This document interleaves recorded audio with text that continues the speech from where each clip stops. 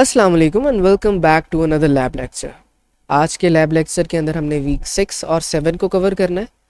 आज हमने अंडरस्टैंड करना है कि डॉकर क्या है, डॉकर फाइल क्या है, आप डॉकर फाइल को कैसे क्रिएट करते हो, डॉकर फाइल के अंदर आप क्या लिखते हो और ये चीज़ें क्या हैं, और मेनली ये डॉकर कमांड्स क्या है। अब अगेन आपकी फ़ाइल के अंदर बिल्कुल सिंपल डायरेक्टली सिंटैक्स के साथ उन्होंने काम शेयर किया हुआ है कि नहीं बताया हुआ कि डॉकर है क्या है।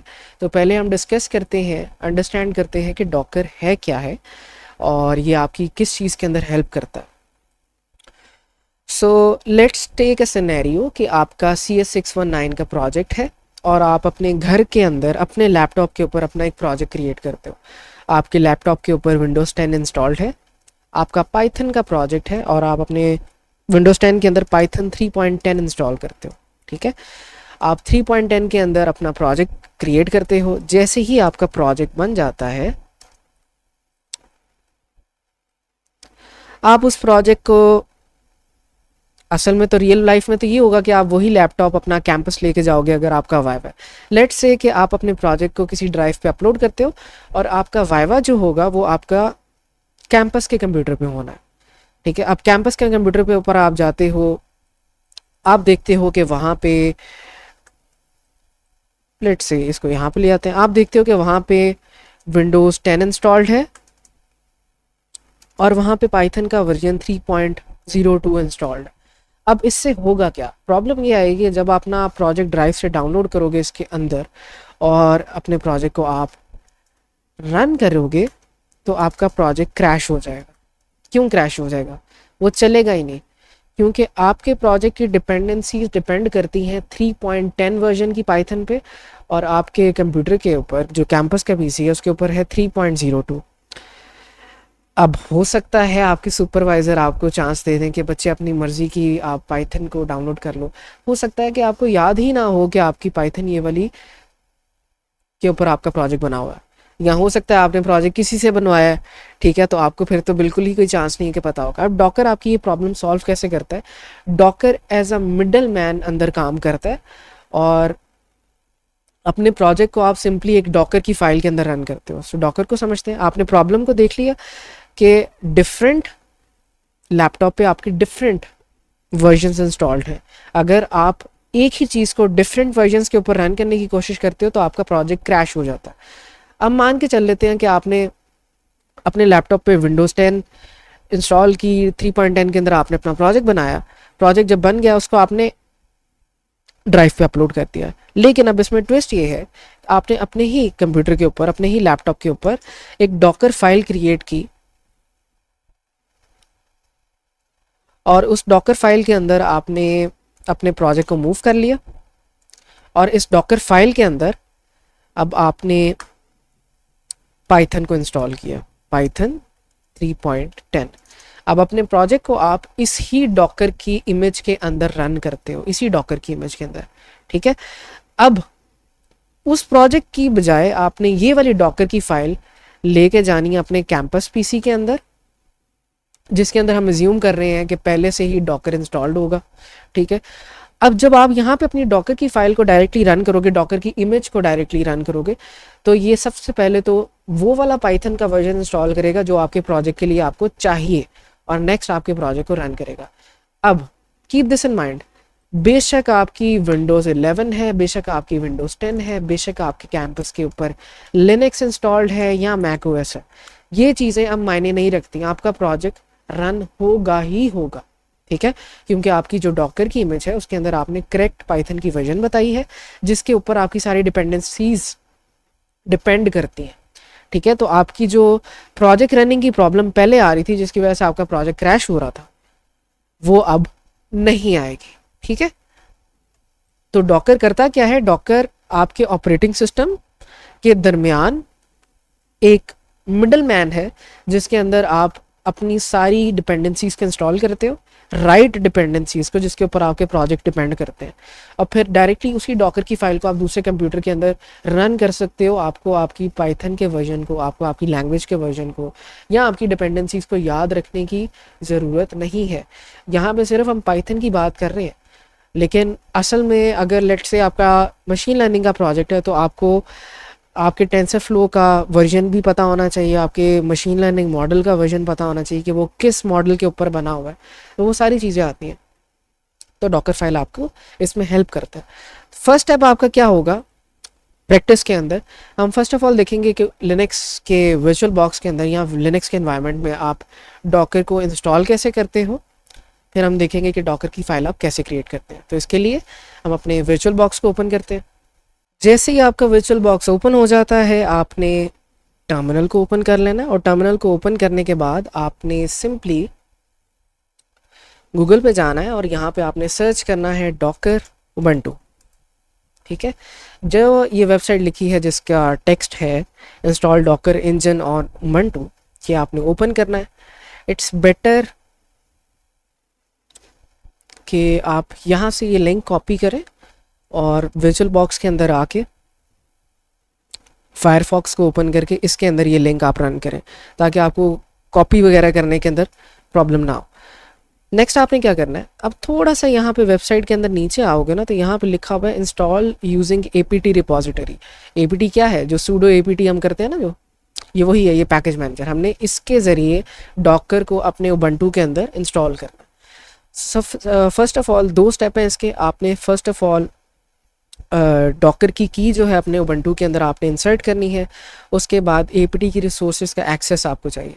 तो पहले तो आप ये सारा का सारा कॉपी करोगे, पहले ब्लॉक का हिस्सा यहाँ पे आके पेस्ट कर दोगे। अपना आपने पासवर्ड यहाँ पे लिखना है।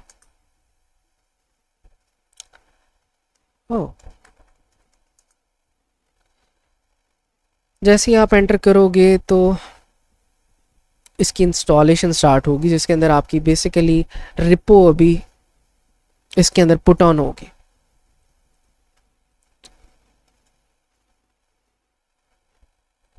तो बारी बारी आप इसको पेस्ट कर सकते हो यहाँ पे।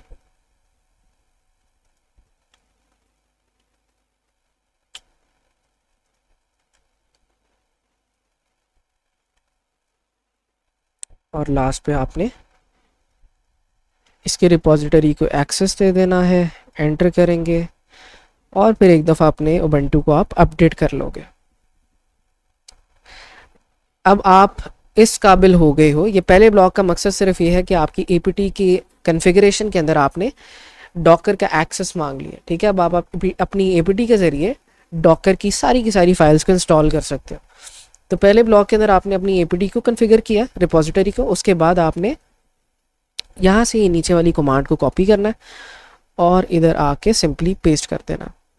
जैसे ही एंटर करोगे तो आपसे ये कहेगा कि 400 कुछ MB की फ़ाइल आपकी डाउनलोड होगी। आपने वाई करके इसको इंस्टॉल कर देना है। ये बारी बारी इंस्टॉल होना शुरू हो जाएगी। फिर जैसे ही इंस्टॉल होगी फिर हम देखते हैं कि डॉकर के साथ आप कैसे इमेज को क्रिएट कर सकते हो और आपकी जो फाइल के अंदर स्पेसिफिकली प्रैक्टिस मटेरियल है उसको हम परफॉर्म करते हैं। अगेन, अगर बच्चों को कॉपी पेस्ट के अंदर प्रॉब्लम आ रही है, यानी कि अगर आप यहाँ से कॉपी कर रहे हो और आपके उबंटू के अंदर वो चीज़ पेस्ट नहीं हो रही, तो फायरफॉक्स के अंदर जाके google.com पे जाएं। सिमिलरली यहाँ पे भी आप डॉकर उबंटू लिखें,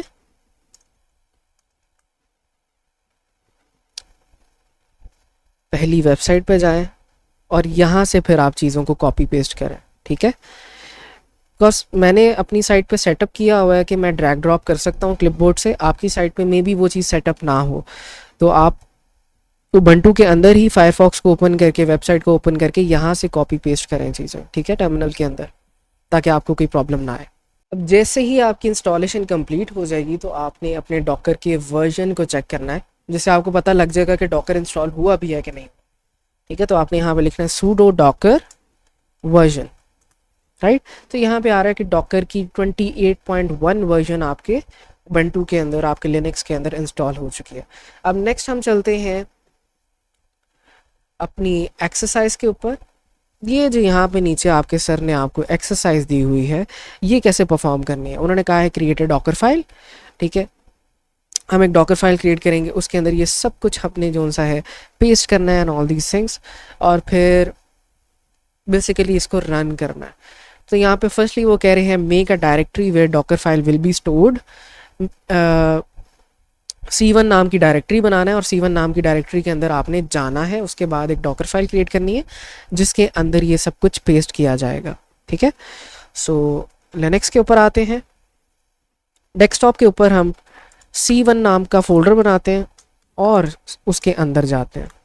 ठीक है, C1 नाम के फोल्डर के अंदर आगे यहाँ पे आपके सर ने यूज़ किया है विम को, हम यहाँ पे नैनो का यूज़ करेंगे बिकॉज विम से काफ़ी ज़्यादा आसान है ये नैनो। हम पहले यहाँ पे नैनो डॉकर फाइल लिखेंगे तो यहाँ पे डॉकर फाइल क्रिएट हो जाएगी। अगर पहले से होगी तो उस फाइल के अंदर आप चले जाओगे, अगर नहीं होगी तो नैनो उस फाइल को क्रिएट कर देगा। अब इसके अंदर हमने वो सारी चीज़ें पेस्ट करनी है जो आपके सर ने आपको फाइल के अंदर बताई हैं और फिर हम बारी बारी डिस्कस करेंगे कि इन सारी चीज़ों का मतलब क्या है। कॉपी करते हैं अपने उबंटू की वर्चुअल लिनक्स के अंदर, आते हैं और यहाँ पेस्ट करते हैं। अब पहली बात, बारी बारी लाइन बाय लाइन डिस्कस करेंगे कि हम क्या क्या रहे हैं।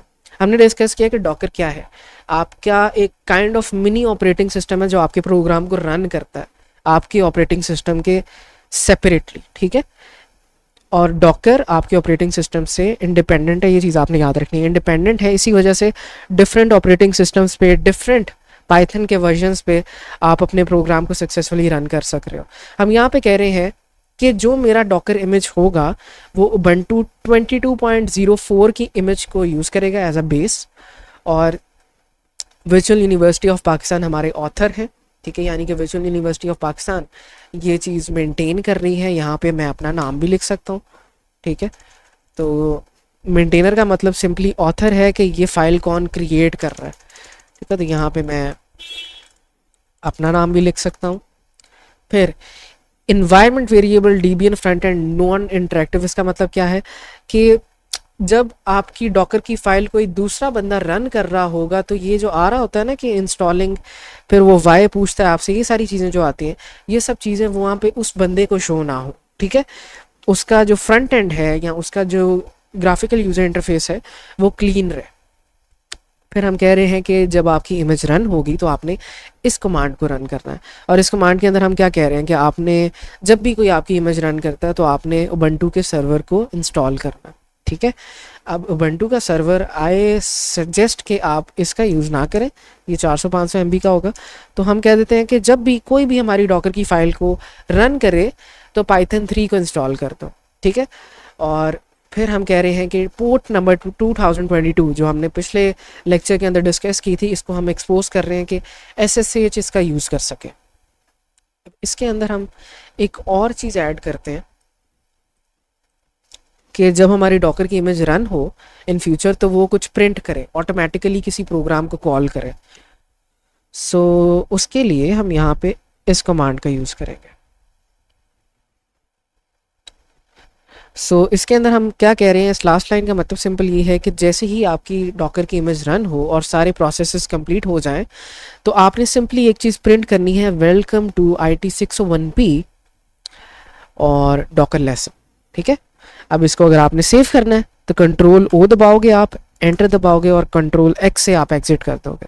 राइट, अब नेक्स्ट हम देखेंगे कि हमने अपनी डॉकर फाइल को बिल्ड कैसे करना है ताकि डॉकर इमेज बन जाए। अब एक दफ़ा आप अपनी डॉकर फाइल को कॉन्फ़िगर कर लोगे, अब नेक्स्ट पार्ट आपका ये है कि आपने उस डॉकर फाइल को बिल्ड करना है। बिल्ड क्यों करना, ताकि आपकी डॉकर की इमेज बन सके। तो उसके लिए सिंपली आपने डॉकर बिल्ड कमांड का यूज़ करना है। डॉकर बिल्ड क्या करता है, आपकी डॉकर फाइल को पढ़ता है, अगर आपकी डॉकर फाइल बिल्कुल करेक्ट है तो उसकी वो एक इमेज बिल्ड कर सकते हैं, इमेज बिल्ड कर देता है। ISO इमेज जैसे होती है जिसको आप डिफरेंट डॉकर के एनवायरनमेंट के अंदर रन कर सकते हैं। तो सिंपली यहाँ पे हम कह रहे हैं कि डॉकर की इमेज बिल्ड करो और जो भी डॉकर फाइल मेरे C1 के अंदर पड़ी हुई है, मेक श्योर कि आप उस डायरेक्टरी के अंदर ही ये कमांड रन करो जहाँ पे आपकी डॉकर फाइल पड़ी हुई है। हम कह रहे हैं कि अगर कोई भी इस फोल्डर में डॉकर फाइल पड़ी है तो उसको बिल्ड करो, उसकी रिपोजिटरी का नाम BU रख दो और मेरे इमेज का नाम डॉकर डेमो रख दो। ठीक है, और ये डॉट हमने क्यों लगाया, सिंपल क्योंकि हम इसी प्रेजेंट डायरेक्टरी की बात कर रहे हैं। हम जैसे ही एंटर दबाएंगे तो यहाँ पे आ जाएगा कि ये हमारी डॉकर की फाइल को बिल्ड कर रहा है, डॉकर की इमेज को क्रिएट कर रहा है। ये थोड़ा सा आपका टाइम लेगा और फिर फाइनली आपकी डॉकर इमेज बिल्ड हो जाएगी। जैसे ही आपकी डॉकर की इमेज बिल्ड हो जाएगी तो आपको कुछ इस तरह का इंटरफेस आएगा। यहाँ पे नीचे आपको 2 वार्निंग्स शो हो रही होंगी, लेकिन आपने इसको इग्नोर करना है। ये 2 वार्निंग सिर्फ इस चीज़ की हैं कि आपकी जो कमांड्स है वो डेप्रिकेटेड हैं। डेप्रिकेटेड से मुराद ये है कि वो वर्किंग कमांड्स हैं लेकिन पुरानी कमांड्स हैं, अब नई कमांड्स अवेलेबल हैं। लेकिन क्योंकि उन्होंने हमारे सर ने यही वाली कमांड्स बताई हैं तो हम यही वाली यूज़ करेंगे। रनिंग के अंदर ये कोई प्रॉब्लम क्रिएट नहीं करेंगे। अब नेक्स्ट चीज़ हम चेक कर लेते हैं कि क्या हमारी इमेजेस क्रिएट हो भी चुकी हैं कि नहीं हुई। तो उसके लिए सिंपली आपने डॉकर इमेजेस कमांड का यूज़ करना है। ये सिंपली आपकी डायरेक्टरी के अंदर जितनी भी डॉकर की इमेजेस हैं उनको लिस्ट कर देगा कि कितनी डॉकर की इमेजेस आपके पास अवेलेबल है। जैसे हम एंटर करते हैं तो वो कहता है कि आपकी रिपॉजिटरी का नाम व्यू है, आपकी डॉकर फाइल का नाम है डॉकर डेमो, और आपकी इमेज 2 मिनट पहले बनी थी और उसका साइज़ इतना है। अब हमने अपनी इमेज को सक्सेसफुली बिल्ड कर लिया। अब लास्ट काम हमारा ये है कि हमने अपनी इमेज को रन करके देखना है कि जो कॉन्फ़िगरेशन हमने अपनी डॉकर फाइल के अंदर दी थी वही सारी कॉन्फ़िगरेशन रन हो रही है हमारी इमेज में कि नहीं। तो फर्स्ट ऑफ ऑल हम अपने यहाँ पे एक कंटेनर क्रिएट करेंगे, डॉकर कंटेनर। उसके अंदर हम असाइन करेंगे उस इमेज को कि उस कंटेनर के अंदर आपने, अगर वो कंटेनर रन होता है तो उस इमेज को आपने रन करना है। तो सिंपली आप यहाँ पे लिखोगे डॉकर रन कमांड का आप यूज़ करोगे। डॉकर रन कंटेनर का नाम आप लिखोगे। यहाँ पे हम अपने कंटेनर को कह रहे हैं डेमो व्यू कंटेनर, मैं इसको सिंपली व्यू कंटेनर कह रहा हूँ। और हम कह रहे हैं कि आपने इस कंटेनर के अंदर व्यू की रिपॉजिटरी यूज़ करनी है और डॉकर डेमो नाम की एक इमेज है उसका यूज़ करना है। जैसे ही आप एंटर दबाओगे तो यहाँ पे आपकी वो इमेज को रन करेगा कंटेनर जिसको आपने व्यू कंटेनर नाम दिया, और हमें आउटपुट मिल जाएगा welcome to IT 601P Docker lesson. अब अगर आप अपनी डॉकर फाइल के अंदर जाओ, नैनो डॉकर फाइल, ये वही आउटपुट है जो हमने लास्ट पे कहा था कि अगर हमारी ये डॉकर की इमेज रन होती है तो आपने इस चीज़ को प्रिंट करना है, राइट। नाउ आई होप कि आपको अच्छे तरीके से समझ आ गई होगी कि डॉकर क्या है। अगेन हम रिवाइज कर लेते हैं। डॉकर आपके ऑपरेटिंग सिस्टम के अंदर ही एक मिनी ऑपरेटिंग सिस्टम क्रिएट कर देता है जिसके अंदर आप स्पेसिफिक प्रोग्राम्स को रन करने के लिए कुछ पैकेजेस इंस्टॉल करते हो, और वो पैकेजेस क्योंकि डॉकर आपके ऑपरेटिंग सिस्टम से इंडिपेंडेंट है किसी भी दूसरे ऑपरेटिंग सिस्टम पे भी रन हो सकते हैं, ठीक है। सो आई होप कि जितना एटलीस्ट हमने यहाँ तक किया है वो आपको समझ आया होगा। अब आपने क्या करना है, अगेन जो चीज़ें हमने की हैं यहाँ पे वही सेम चीज़ें आपने प्रैक्टिस करनी है और 2-3 बार इसको प्रैक्टिस करके पक्का कर लेना है। ये चीज़ें याद करने वाली नहीं है, सिर्फ प्रैक्टिस करने वाली हैं। और लास्ट चीज़ आपने क्या करनी है कि अगर आप अपनी वीक 6 और 7 की स्लाइड्स को देखोगे, यहाँ पे नीचे आपको कुछ डॉकर की कमांड्स मिलेंगी। इनको बस आपने एक दफ़ा रीड कर लेना है। ये सिंपली बिल्कुल वैसे ही जैसे टर्मिनल की कमांड्स होती हैं, लेकिन क्योंकि वो डॉकर के एनवायरनमेंट में रन हो रही हैं तो कुछ उनका मतलब डिफरेंट है। जिस तरह हमने CP का यूज़ किया टर्मिनल के अंदर, डॉकर की एनवायरनमेंट के अंदर भी उसका मतलब कॉपी करना ही है। क्रिएट का मतलब है कि एक नया कंटेनर आप क्रिएट कर रहे हो। इमेज का मतलब है कि आप इमेजेस को मैनेज कर रहे हो। इसी तरीके से जैसा हमने सूडो डॉकर इमेजेस का यूज़ किया था तो वो क्या करता है कि आपकी इमेजेस को लिस्ट कर देता है। सिंपली वही सारी बातें वो बता रहा है, ठीक है। अगर डॉकर के अंदर आपने नेटवर्क्स को अपने मैनेज करना है तो आपने ऐसे करना है, डॉकर के कंटेनर्स को रीस्टार्ट करना है तो ऐसे करना है। सिंपली आपने इन सारी कमांड्स को एक दफ़ा रीड कर लेना है और बाकी सारा कुछ जो हमने यहाँ पे आज परफॉर्म किया इसको आपने प्रैक्टिस करना है। इसी के साथ मुझे इजाज़त दें। अल्लाह हाफ़िज़।